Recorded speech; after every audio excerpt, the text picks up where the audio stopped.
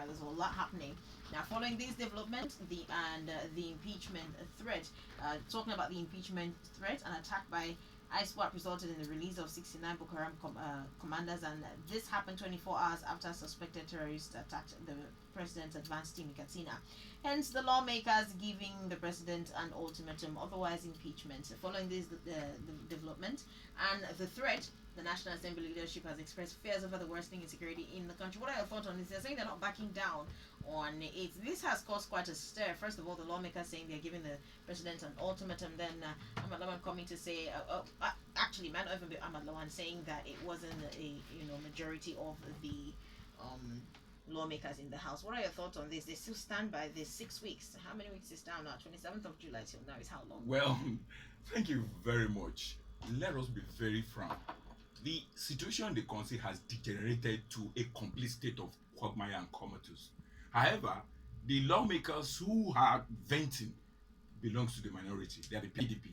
Because and if you check properly, the number you understand, because you need a two-third majority to be able to use that veto power to be able to remove the president if he did not meet those the ultimatum of 6 weeks. However, let's be frank, if we are honest to ourselves, the situation in the country has degenerated to almost a no-zero value. It's a state of complete disorder.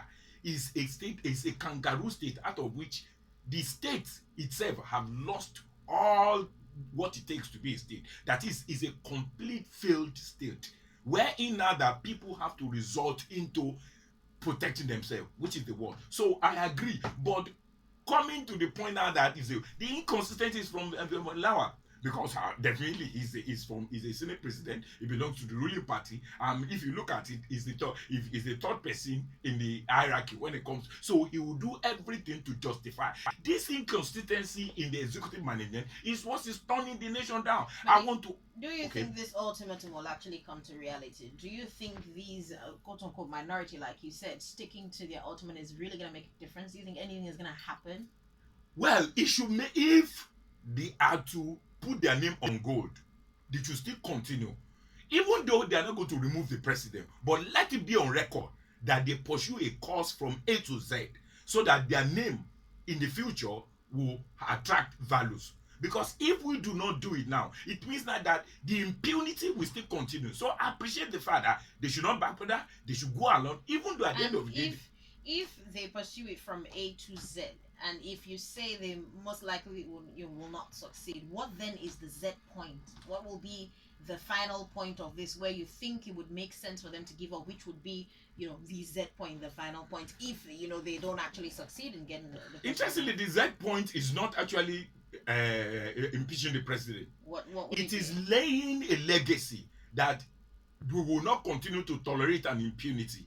My only desire point is let them actualize to the point that they are going to voting. Let it be that it is when they undergo voting that they said the majority sustain the president. So it will be in record that the minority pursue the cause to a logical conclusion and their name will be on go, because no rational mind will be happy with the state of insecurity in Nigeria. They have lost their value, they've lost their focus, and they've wasted colossal sum of money, and people are dying on daily basis. Speaking of the state of the country, before we move forward, give us a call if you want to join the conversation. Not a call, send us a message on WhatsApp. Apologies for that.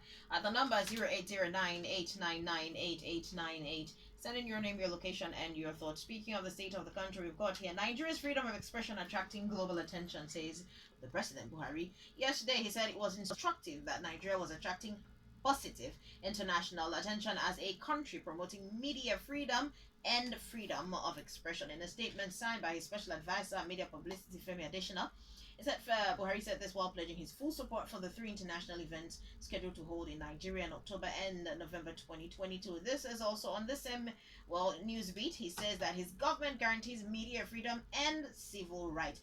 This is just coming right after the hullabaloo with the media houses that have been fined 5 million naira for airing a particular documentary. I'm not going to dive into the details of that, but right now we even see that the federal government is also getting sued for that. What are your thoughts on that, on this statement by the president?